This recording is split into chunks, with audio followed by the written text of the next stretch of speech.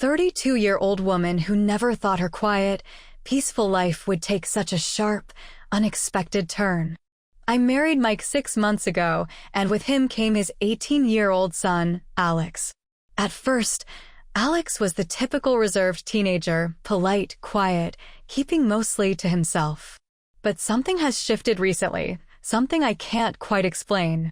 It all began one ordinary morning, or so I thought. I was alone in the kitchen, preparing breakfast, when I felt it, a gaze. You know that eerie sensation when someone's eyes are on you, and you just know? I turned my head, and there he was, standing at the doorway, staring. His expression wasn't what you'd call innocent, but it wasn't aggressive either. It was searching. "Good morning, Alex," I said, trying to shake off the uneasiness. "Morning," he mumbled, his eyes quickly dropping to the floor before he shuffled to the fridge. But something about the way he lingered, the way his hand grazed the counter as he passed, left me questioning if it was accidental or deliberate. I didn't think much of it at the time. Maybe I was imagining things. But then, small moments started adding up. That evening, Mike and I were sitting on the couch, talking about our plans for the weekend. Alex walked into the living room and sat across from us, his eyes darting between Mike and me. "Do you need something, Alex?" Mike asked. "No, just wanted to hang out here for a bit," Alex replied, leaning back casually. It seemed innocent enough, but I couldn't ignore the fact that his attention wasn't on the TV or his father, it was on me. I tried to brush it off. Teenagers can be awkward. Maybe he was still adjusting to having a new stepmother in his life. But then, things took another turn. One night, I stayed up late working on my laptop in the kitchen. The house was quiet, and I assumed both Mike and Alex were asleep. Suddenly, I heard soft footsteps behind me. I turned, startled, to find Alex standing in the doorway. "Jessica," he said, his voice low and hesitant. "Alex, what are you doing up so late?" I asked, my voice betraying my surprise. "I couldn't sleep," he said, his gaze locking onto mine. For a moment, neither of us moved. The air was thick with something unspoken. He didn't elaborate, and I didn't press further. I simply nodded and excused myself to go to bed, but I couldn't shake the feeling that there was more to his presence than he let on. The next morning, I decided to test my theory, or maybe I just wanted to prove to myself that I was imagining things. I intentionally left my coffee cup on the counter near where Alex usually sat for breakfast. Sure enough, when he thought I wasn't looking, he picked it up and studied it. His fingers traced the rim where my lips had been. My heart skipped a beat, and I quickly looked away before he noticed me watching. It was unsettling, yet intriguing. What was he thinking? By now, you're probably wondering where this is going. Let me tell you this, what happens next will make you question everything. What started as subtle glances and quiet moments escalated into something I could have never predicted. This is just the beginning, and trust me, it only gets more intense from here. It started slowly, like the faint hum of a distant storm you can't yet see. Alex's glances grew bolder, his presence harder to ignore. At first, I told myself I was imagining things. I convinced myself he was just a teenager trying to navigate a new family dynamic. But as the days passed, I couldn't shake the feeling that his behavior wasn't as innocent as it seemed. One morning, I was folding laundry in the living room when Alex walked in. His footsteps were deliberate, his presence undeniable. "Need help with that?" he asked, his voice casual, yet carrying a weight that didn't match the simplicity of the question. "No, I've got it," I replied, my tone light, trying to mask the slight flutter in my chest. He didn't leave. Instead, he leaned against the doorframe, watching me with an expression I couldn't quite decipher. There was a subtle intensity in his gaze, like he was trying to read something unspoken in the air between us. "You always make things look so effortless," he said suddenly. I froze for a moment, caught off guard. Was that a compliment? It felt like one, but there was something about the way he said it, soft, almost reverent, that made me hesitate. "Thanks, I guess," I replied, forcing a smile and quickly looking away. Later that day, I was in the kitchen chopping vegetables for dinner when I felt him again, his presence before his voice. "That smells amazing," Alex said as he walked in, leaning on the counter a little too close for comfort. "Thanks." "It's just pasta," I replied, trying to sound indifferent, but my hands betrayed me as they fumbled with the knife. "You make even the simplest things seem special," he said, his voice quieter now, almost like he didn't mean for me to hear it. I glanced up, meeting his eyes, and for a brief second, the air between us felt charged, electric. I forced myself to look away, but not before noticing the faint curve of a smile on his lips. That night, as I lay in bed, I couldn't stop replaying the moments in my head. Why was I letting his words affect me? Why did I even care? I turned to Mike, who was already asleep beside me, blissfully unaware of the whirlwind of emotions I was wrestling with. I told myself it was nothing. Alex was just being friendly, maybe a bit awkward. But deep down, I knew there was more to it, something unspoken yet palpable. Over the next few days, Alex seemed to be everywhere I turned. If I was in the garden, he'd appear with a question about the plants. If I was in the living room reading, he'd casually walk in, asking about the book. It was subtle, but persistent. Then, one afternoon, as I was dusting the shelves in the hallway, Alex rounded the corner so abruptly that I almost dropped the vase in my hands. "Whoa, sorry," he said, reaching out to steady me before I even realized I was wobbling. "It's fine," I replied, my voice a little breathless. Our eyes met, and for a moment, neither of us moved. His hand lingered just a second too long on my arm before he stepped back, clearing his throat. "Mike wanted me to ask if dinner's ready," he said, his tone suddenly brisk as if trying to erase the moment. Almost, I managed to reply, watching him retreat down the hall. I couldn't deny it anymore. There was something there, a tension I couldn't ignore. It was subtle, yes, but it was growing, inch by inch, glance by glance. And the more I tried to push it aside, the more I found myself thinking about him. You might think I'm overanalyzing, reading too much into a few lingering looks and words. But trust me, when the line between what's normal and what's not starts to blur, everything changes. And this was only the beginning. The morning began like any other. Mike had already left for work, and the house was quiet. I cherished these moments of stillness, when I could sip my coffee in peace before starting my day. After finishing my drink, I headed to the bedroom to change. The door was ajar, but I didn't think much of it. Why would I? Alex was supposed to be asleep, and I had grown comfortable in the routine of our shared space. I set my cup on the dresser, picked out a blouse and skirt, and began changing.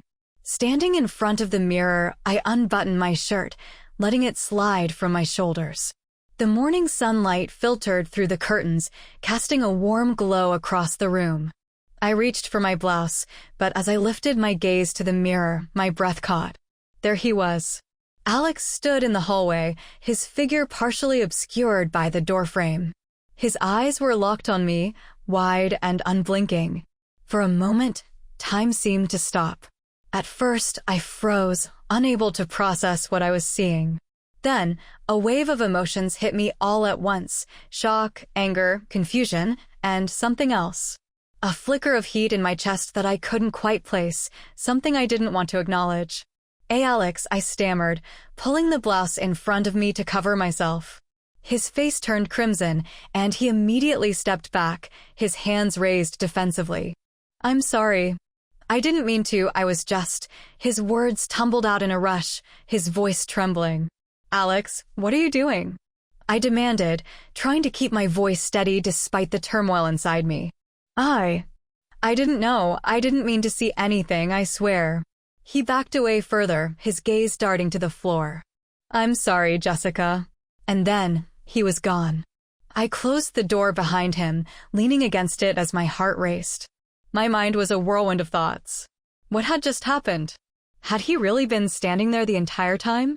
I shook my head, trying to push away the memory of his face, the way his eyes had lingered on me before he realized he'd been caught. It was wrong. I knew that. But the intensity of the moment lingered, refusing to dissipate. The rest of the day passed in a haze. I avoided Alex, and thankfully, he seemed to be doing the same. At dinner, he barely said a word, keeping his eyes fixed on his plate. Mike, oblivious as ever, didn't seem to notice anything unusual. Alex, you okay? You're awfully quiet tonight, Mike finally asked, glancing at him. I'm fine, Alex muttered, his voice barely above a whisper. Teenagers, Mike said with a chuckle, turning his attention back to me. How was your day? I forced a smile, trying to act normal. It was fine. Just the usual. But nothing about the day had been usual. That night, I lay awake in bed, replaying the incident over and over in my mind. The way he had looked at me, the way he had apologized so earnestly. Was it just an innocent mistake? Or was there more to it? I hated how my thoughts kept drifting back to him, to the intensity in his eyes. I hated how my body seemed to betray me, reacting to the memory in ways I couldn't control. It's just a moment, I told myself. A fleeting, awkward moment that we'll both forget. But deep down, I knew that wasn't true. The next morning, I decided to confront him.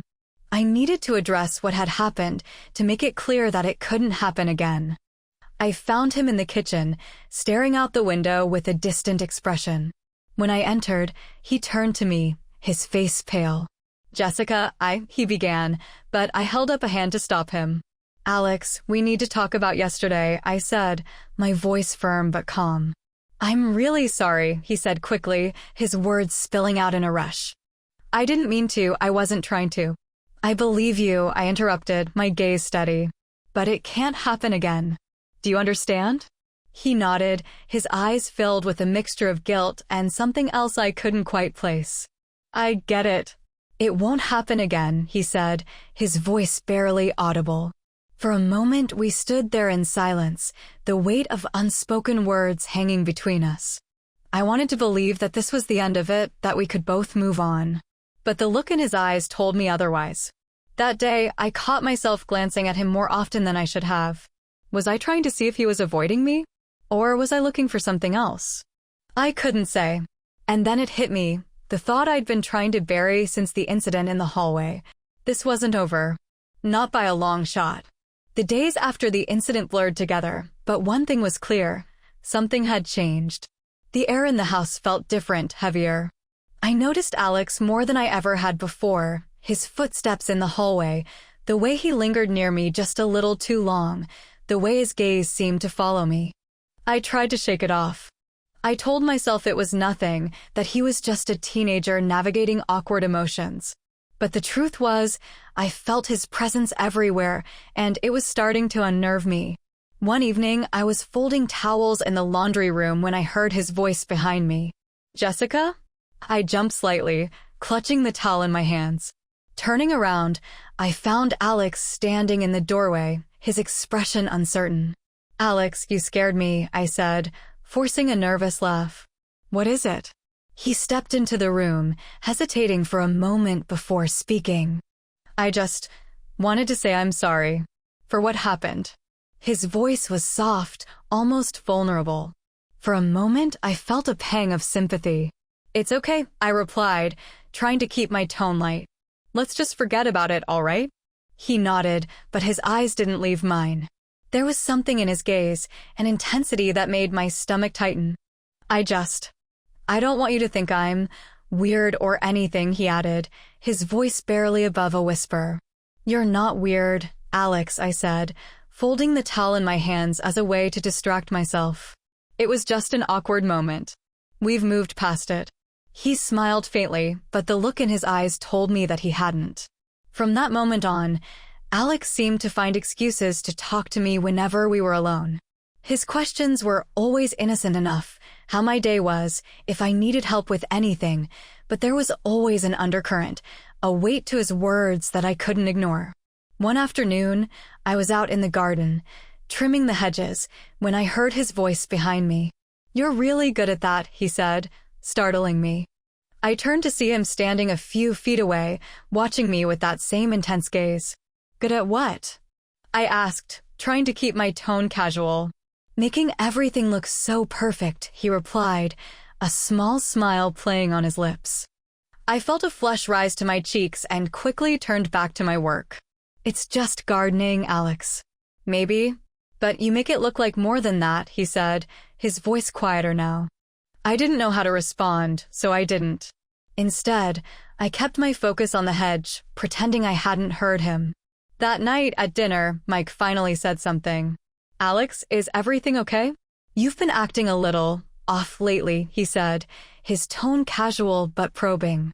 Alex shrugged, stabbing at his food with his fork. "I'm fine." Mike glanced at me, raising an eyebrow. "Jessica, have you noticed anything?" I froze, my heart racing. "No, not really." "He seems fine to me," I said, forcing a smile.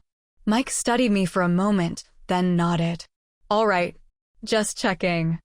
I felt Alex's eyes on me, but I didn't dare look at him. The next morning, I was in the kitchen making coffee when Alex walked in. "Morning," he said, his voice unusually cheerful. "Morning," I replied, not looking up from the coffee machine. He stepped closer, leaning against the counter next to me. "You know, you've been kind of quiet lately." I glanced at him, trying to keep my expression neutral. "Have I?" "I guess I've just been busy." He smirked, tilting his head slightly. "You're not avoiding me, are you?" The question caught me off guard, and for a moment I didn't know how to respond. "Of course not," I said finally, forcing a laugh. "Why would I avoid you?" He shrugged, but the smirk on his face didn't fade. "I don't know. Just feels like you're keeping your distance." I turned back to the coffee machine, willing my hands to stop shaking. "I'm not. You're imagining things." "Maybe," he said, his tone light but his eyes sharp. That evening, Mike brought it up again. "Jessica, is everything all right with Alex?" he asked as we were getting ready for bed. "Why do you ask?" I said, my voice carefully even. "He's been acting strange lately." "And I can't help but feel like you're avoiding him," Mike said, his tone laced with concern. "I'm not avoiding him," I said quickly. "He's just adjusting. It's normal." Mike frowned, studying me for a moment. "If something's going on, you'd tell me, right?" "Of course," I said, forcing a smile. But deep down, I knew I was lying. Something was going on. Something I couldn't explain, and I wasn't sure how much longer I could keep it to myself. The morning started like any other. The house was quiet, still heavy with the calm of early hours.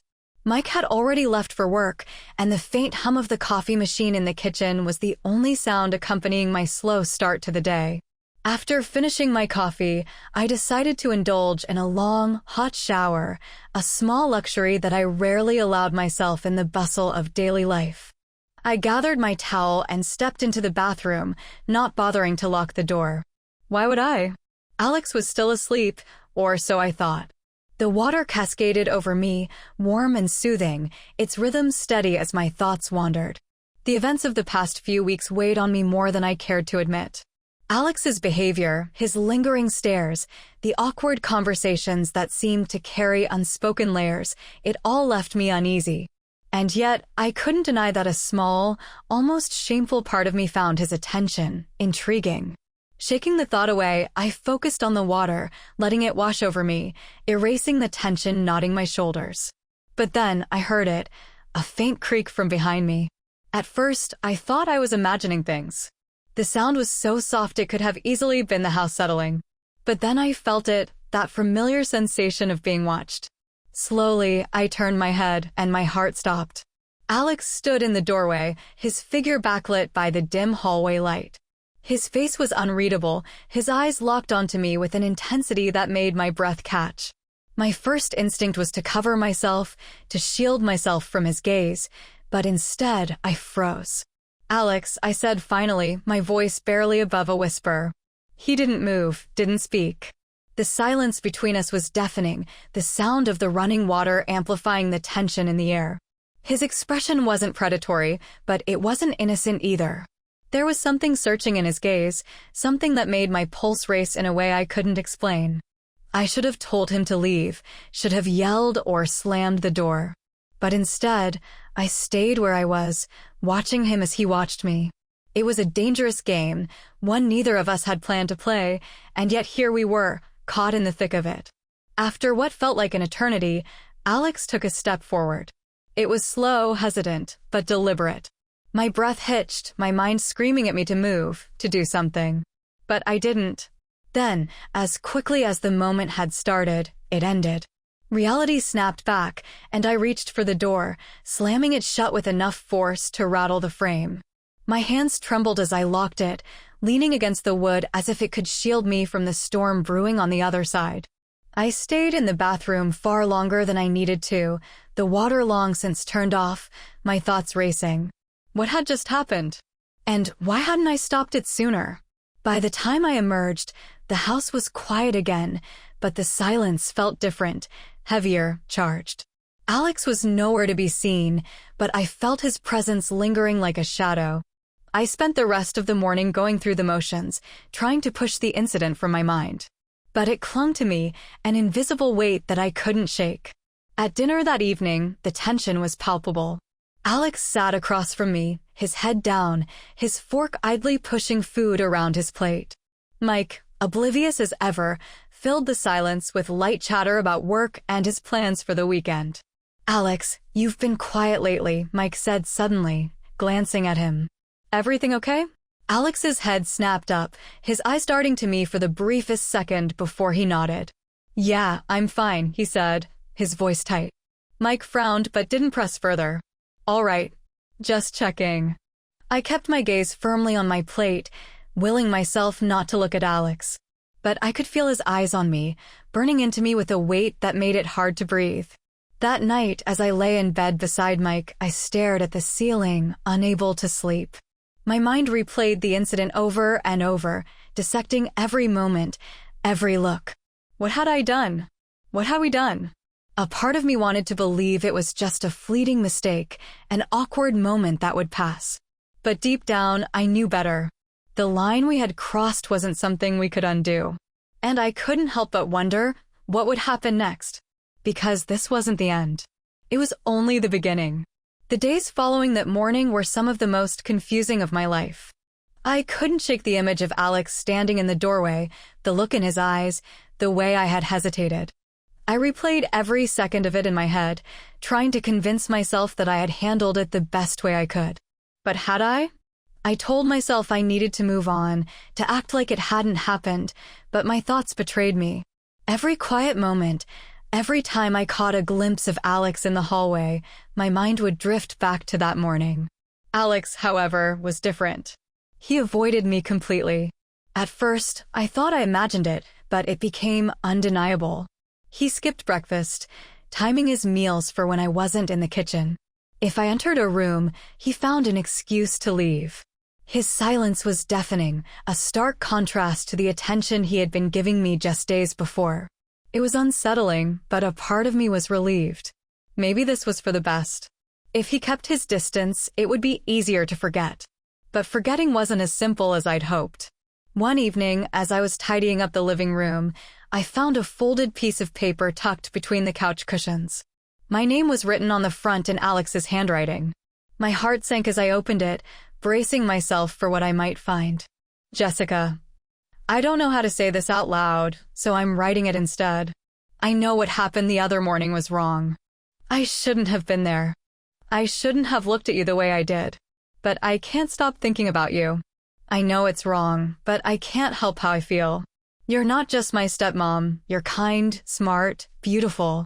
You're everything I wish I could have in my life. I'm sorry if I've made you uncomfortable. I never wanted to make things harder for you.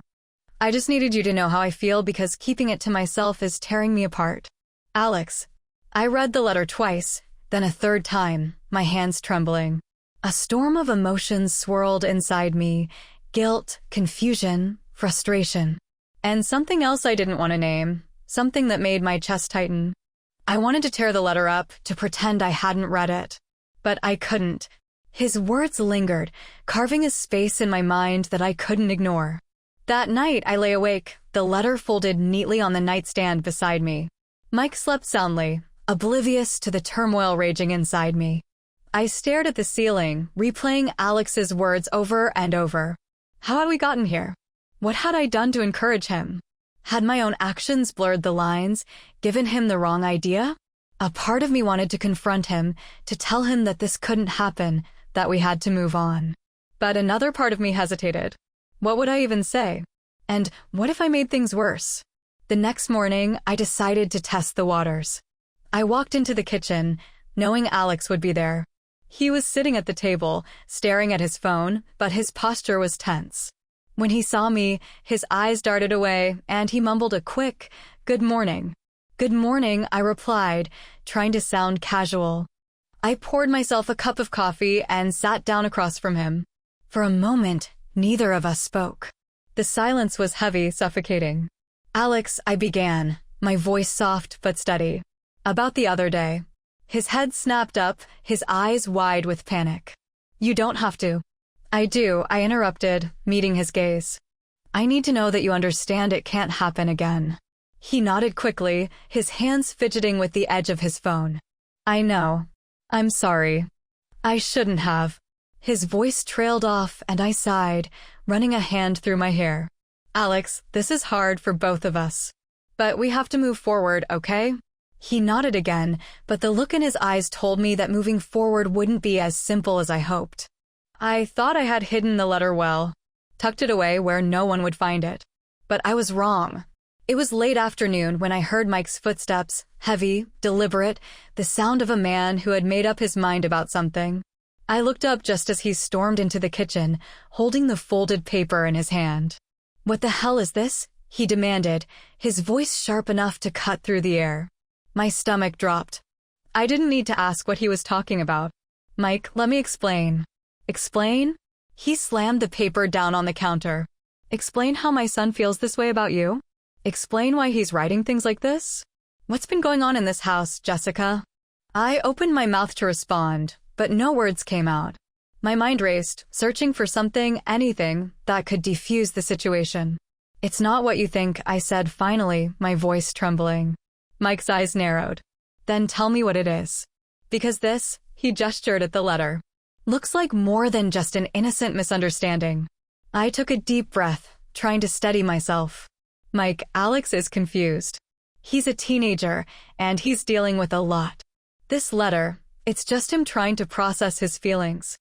I didn't encourage this." He stared at me, his jaw tight. "You didn't encourage it? Then why didn't you tell me? Why didn't you show me this letter the moment you found it?" "I was trying to handle it," I said, my voice rising slightly. "I didn't want to make things worse." "Worse?" Mike barked out a bitter laugh. "Jessica, how much worse could this possibly get?" At that moment, Alex walked into the kitchen. His eyes flicked between us, landing on the letter on the counter. The color drained from his face. "What's going on?" he asked, his voice shaky. Mike turned to him, his expression dark. "You want to tell me what this is about, Alex?" "Because I'm struggling to understand how my son could write something like this to his stepmother." Alex froze, his shoulders tense. "Dad, Don't," Mike interrupted, holding up a hand. "Don't make excuses. I want the truth." There was a long pause, the tension in the room so thick it was suffocating. Then Alex's gaze shifted to me, pleading. "I'm sorry," he said, his voice barely above a whisper. "I didn't mean for you to find out like this." Mike's face hardened. "So, it's true? You have feelings for her?" Alex didn't answer, but the look on his face was all the confirmation Mike needed. "This ends now," Mike said, his voice cold and final. "You're going to stay with your grandmother for a while. I need time to figure out how to deal with this." "What?" Alex's head snapped up, his eyes wide with panic. "No, Dad, you can't send me away." "I can and I will," Mike shot back. "You've crossed a line, Alex. You need time away to think about your actions." Alex turned to me, desperation in his eyes. "Jessica, please, tell him. Tell him I didn't mean any harm." I opened my mouth, but the words caught in my throat. What could I say? That it wasn't as bad as it seemed? That I didn't think he needed to leave? Mike's gaze shifted to me, sharp and accusing. "Don't defend him, Jessica. You've already done enough damage by letting this go on. Mike, please." "No," he snapped. "This isn't up for debate. Alex is leaving tomorrow." Alex stormed out of the room, slamming the door behind him. The sound echoed through the house, leaving a deafening silence in its wake. Mike turned back to me, his expression a mixture of anger and disappointment. "I trusted you, Jessica. I trusted you to help me with him, to be a part of this family. And now this? I didn't ask for this, I said, my voice cracking. I never wanted any of this to happen. Maybe not, he said, his voice quieter now, but no less sharp. But it did. And now I have to clean up the mess. That night, the house felt like it was on the verge of collapse.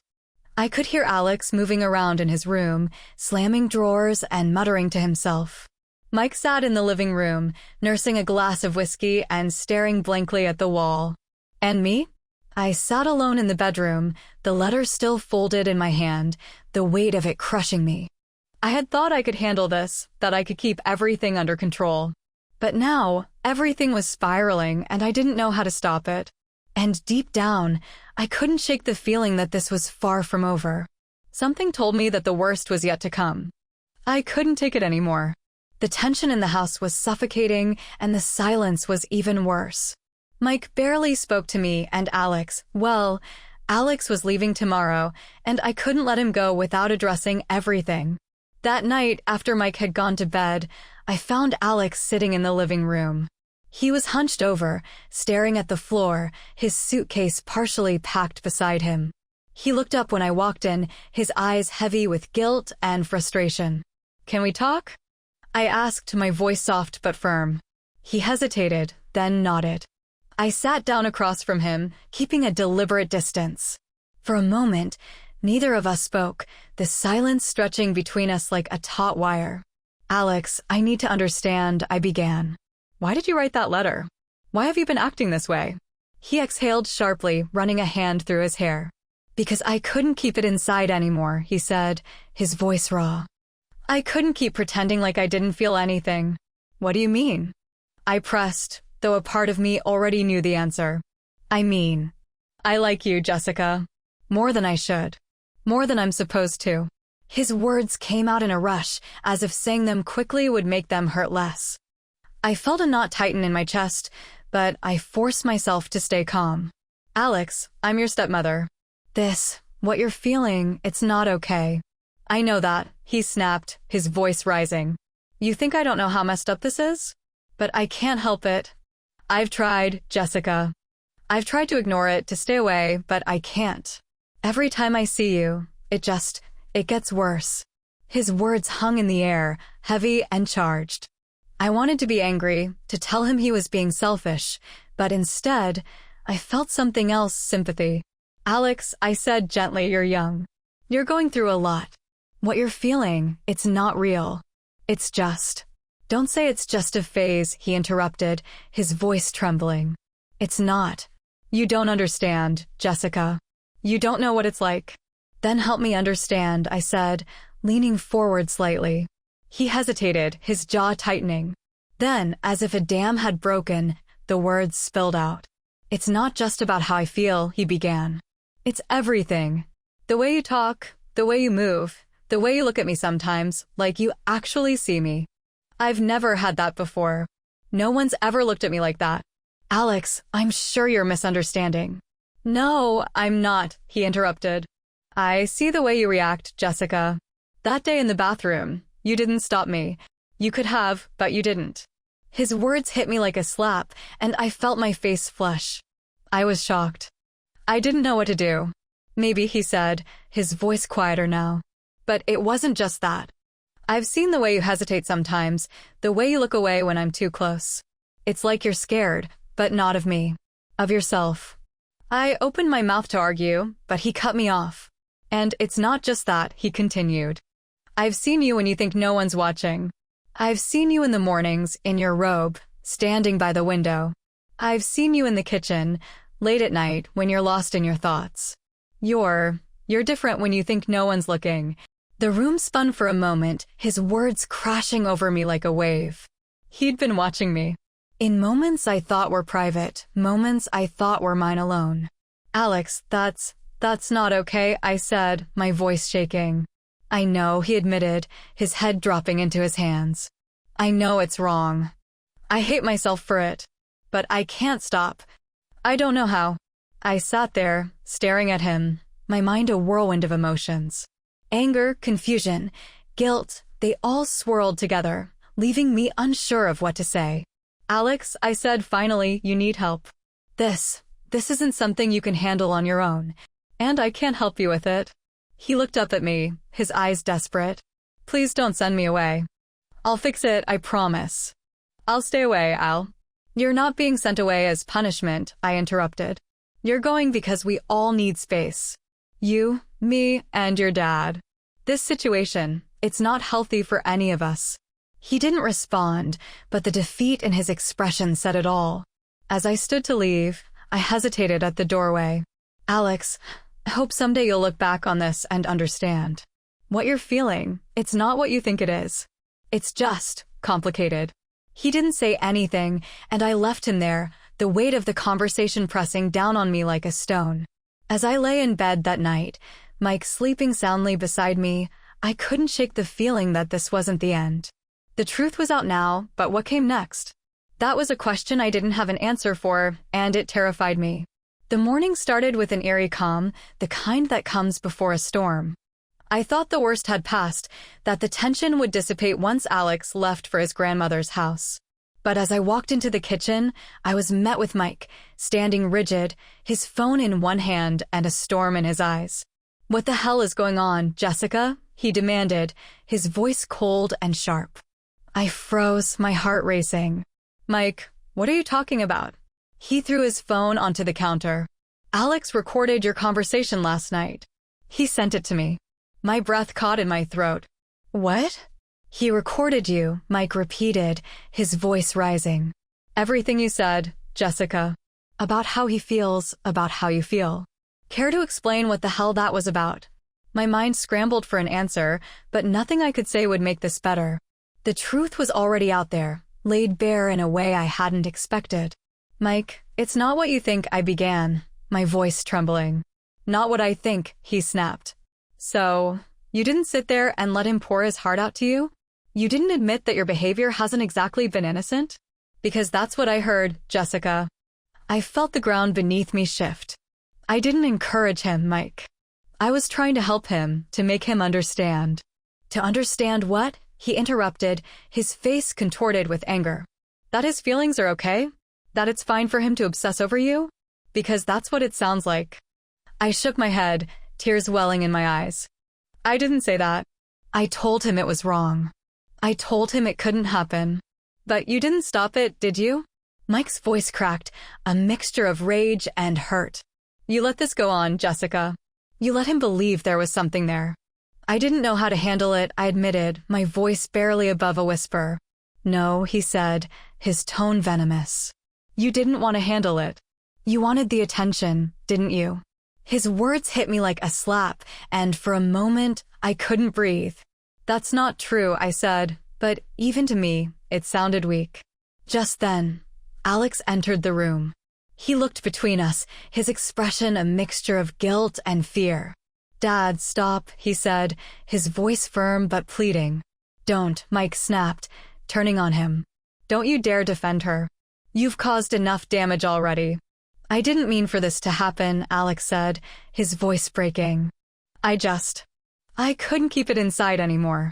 Well, congratulations, Mike said bitterly. Now everyone knows, and this family is falling apart because of it. Alex's face crumpled, and for a moment, I saw the vulnerable teenager beneath all the bravado. I'll leave, he said quietly. I'll go to Grandma's. I'll do whatever you want. Just don't blame Jessica for this. It's my fault. Mike laughed bitterly. Your fault? You're just a kid, Alex. She's the adult here. She's the one who should have known better. I couldn't stay silent any longer. Stop it, Mike. I shouted. I made mistakes, yes. I didn't handle this the way I should have. But don't put this all on me. He's been struggling, and instead of seeing that, you've been too busy to notice. This didn't happen in a vacuum. Mike's face darkened, his fists clenching at his sides. So now this is my fault? No, I said, my voice breaking. It's not anyone's fault. It's just complicated. But yelling and blaming each other isn't going to fix it. The room fell into silence, the weight of my words hanging in the air. For a moment, I thought we'd reached some kind of understanding. But then Alex spoke. I can't stay here, he said, his voice trembling. Not after this. I can't face you, Dad. I can't face either of you. Alex, wait, I said, stepping toward him. But he shook his head, backing away. No, I need to go. I can't do this anymore. Before I could stop him, he bolted out the door. Mike and I stood there, frozen, the sound of the front door slamming echoing through the house. What just happened? Mike asked, his voice hollow. I don't know, I whispered, my chest tightening with panic.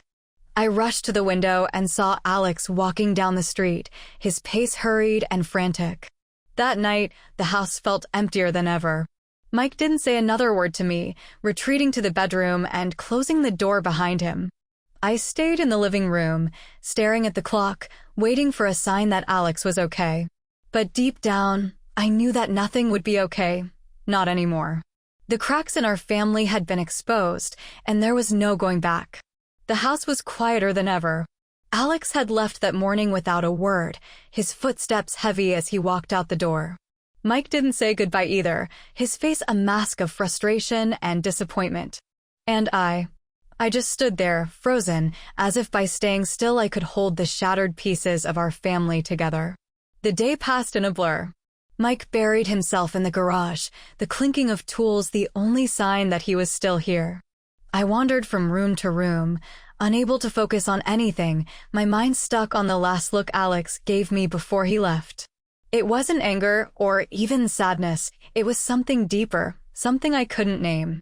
That evening, Mike finally emerged, his face pale and drawn. He sat across from me at the kitchen table, the silence between us louder than words. This is a mess, he said finally, his voice flat. I don't even know where to start. I wanted to respond, to say something that might make it better, but the words wouldn't come. I keep thinking, he continued, about everything that's happened. About what we could have done differently. But none of it changes the fact that Alex, he paused, his jaw tightening. That Alex is gone, and I don't know if he's coming back. I reached for his hand, but he pulled away, standing abruptly. I need air, he said and walked out the door, leaving me alone once again. Hours later, I sat in the living room, staring at nothing when my phone buzzed. I picked it up, and my heart skipped a beat when I saw the name. Alex. My hands trembled as I opened the message. Jessica, I know I messed everything up. I'm sorry for the pain I've caused. I didn't mean for things to go this far, but I couldn't stop myself. I hope you can forgive me someday. I exhaled, relief washing over me, but as I scrolled down, I saw there was more. I don't know when I'll see you again, but I promise this isn't the end. There's so much I still need to say, so much you don't know. Maybe one day you'll understand. This isn't goodbye. I stared at the screen, my chest tightening as his words sank in. What did he mean? What was there that I didn't know? The front door creaked open, and Mike stepped inside, his face unreadable. He looked at me for a long moment before he spoke. We need to talk, he said. I nodded, but my mind was elsewhere. Alex's words echoed in my head, refusing to let go. This isn't goodbye. I didn't know what was coming next, but for the first time, I was certain of one thing. This wasn't over. What do you think Alex meant by his message? Let us know your thoughts. And just like that, it ends.